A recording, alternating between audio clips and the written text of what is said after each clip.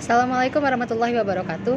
Halo Sobat Masa TV, kembali lagi bersama saya, Desi Lestari dan segenap tim jurnalistik Laskar Madrasah yang akan melaporkan langsung seputar kegiatan yang ada di Mansatu Model Kota Lubuk Linggau. Hari ini, Minggu 5 Februari 2023, Mansatu Model Kota Lubuk Linggau mengadakan kegiatan penutupan diklat organisasi secara serentak. Untuk informasi lebih lanjut, sudah ada rekan kami yang berada langsung di lapangan. Baik, terima kasih rekan kami. Saat ini saya sedang berada langsung di lapangan Mansatu Model Lubuk Linggau, yang mana tepat di belakang saya sedang berlangsungnya acara pembukaan diklat organisasi Mansatu Model Lubuk Linggau tahun 2023. Terdata ada 12 dari 13 organisasi di Mansatu Model Lubuk Linggau yang mengikuti kegiatan diklat organisasi tersebut. Demikianlah laporan yang dapat saya sampaikan. Kembali ke rekan kami. Terima kasih rekan kami. Saat ini saya sedang berada bersama Ibu Haja Anissa MPD. Baik, assalamualaikum. Bagaimana kabar Ibu? Alhamdulillah. Ya, alhamdulillah. Oke, langsung saja Bu. Jadi tujuan diadakannya diklat gabungan organisasi ini apa ya Bu? Kan memang kegiatan biasanya dalam sekolah organisasi pada biasanya menggunakan masing-masing ya. Jadi merasa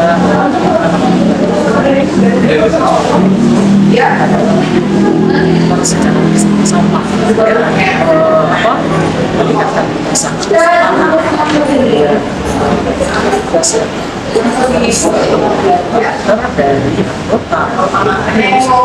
dalam organisasi ini Selanjutnya Bu, harapan Ibu untuk organisasi yang ada di Mansatu Model ini bagaimana ya Pak? Jadi organisasi atau SKI dia bekerja optimalisasi prestasi punya potensi, gitu kan?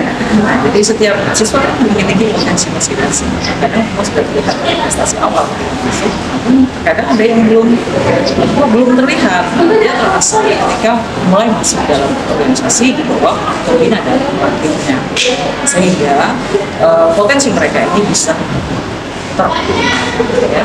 Jadi kalau tidak ada organisasi, artinya kita akan tidak bisa mengoptimalkan potensi dan potensi siswa, sehingga ya mungkin prestasi sekolah atau madrasah itu akan ngecet ya, karena tidak terlihat ya, di mana wadahnya gitu ya. Bagaimana mungkin kalau mereka mengajukan diri sendiri, oh saya berprestasi, tidak bisa. Jadi dia harus melalui proses. Ya, kalau dia sudah punya potensi, berarti oles lagi. Dan proses inilah yang harus dan wajib dilaksanakan. Baik, itu saja Bu. Itu saja dari kami. Kembali ke rekan kami. Baik, terima kasih rekan kami. Saat ini saya tengah bersama Bapak Iwan Infrensi SEMM selaku pemateri pada penutupan diklat organisasi Mansatu Model Lubuk Linggau tahun 2023. Baik Bapak, assalamualaikum. Waalaikumsalam warahmatullahi wabarakatuh. Bagaimana Pak kabarnya pada siang hari ini? Alhamdulillah luar biasa. Baik Pak, bagaimana perasaan Bapak melihat antusias siswa Mansatu Model Lubuk Linggau dalam mengikuti materi diklat pada hari ini? Ya, saya sangat apresiasi ya, karena memang sudah sering isi acara di sekolah-sekolah, bahkan di Musirawas, Muratara kan. Yeah. Dan di Lubuk Linggau kalau dulu di diklat untuk PNS. Nah, kebetulan ini kepala sekolah, terima kasih saya ucapkan kepada kepala sekolah dari Mansatu Lubuk Linggau sudah berkenan mengundang kita ke sini. Ya, saya sangat apresiasi sekali karena 400 siswa yang ikut di sini, dan alhamdulillah sangat, menurut saya sudah sangat bagus sekali ya, dan mereka itu banyak mengikuti materi dengan seksama dan dengan serius. Ya. Nah, Dan menurut Bapak, apa tujuan dari diadakannya materi tentang tes sifat dominan pada siswa Mansatu Model Lubuk Linggau? oh ya, yang tadi saya bagikan itu pak itu, jadi saya setiap kali ngisi acara pasti ada pak itu. Iya. Kita pakai itu tadi isinya itu ada kinestetik, terus lagi ada visual dan auditori. Nah, di situ kita jadi manusia itu mengerti tentang sifat dari kita masing-masing. Jadi sifat dominan kita itu, sifat lahir kita itu secara lahiriahnya seperti apa.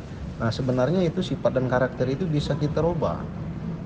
Dan dulu kalau saya jujur, saya ini kan orangnya arogan, terus lagi selain arogan saya waktu masih kecil itu nakal kan, seperti itu kan.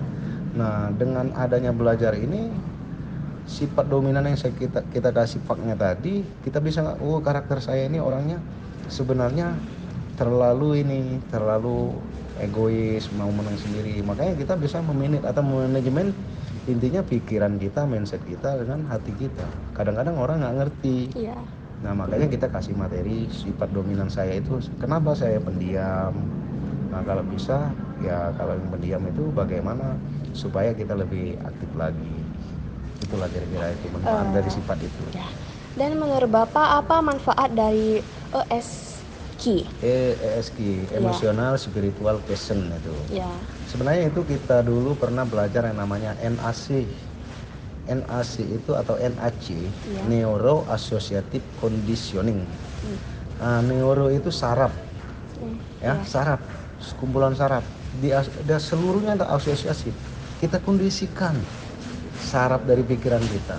Ini sebenarnya kalau mau diceritakan itu NAC itu kebagian ke ESQ. Akhirnya timbul sifat emosional kita kan? Iya. Emosional. ESQ, emosional spiritual quotient. Makanya kita bagi tadi, misalkan mestinya harus kita ini tanya tadi dengan temannya, lebih sayang siapa, ayah dengan ibu. Bagaimana menanyakan dengan sayang ayah dengan ibu tadi, saya contohkan, asumsikan kalau nyebrang jembatan tadi temannya, terus ada harimau atau singa mau makan satu nyawa. Siapa antara kamu, ibumu, atau ayahmu? Kalau dia milih ibunya, berarti dia punya masalah dengan ayahnya. Kalau dia nggak milih semua, itu baru anak yang benar. Makanya ESQ, emosional. Secara emosional dia mengungkapkan. Nah, secara spiritual juga kita mengingatkan. Terus lagi di situ questionnya pertanyaan. Jadi kita tanya jawab di situ. Itulah namanya emosional spiritual question atau ESQ. Manfaatnya itu bisa merubah pola kita, merubah cara kita. Terus lagi bisa merubah sikap kita atau sifat kita, karakter kita, bisa dirubah semua. Tergantung dengan kita, mindset kita seperti apa, terus di hati. Karena begini, kita boleh berbohong ya, pikiran itu bisa berbohong pikiran. Bisa mengarang. Nanti pikiran mengarahkan, udahlah bohong, tapi hati nggak bisa.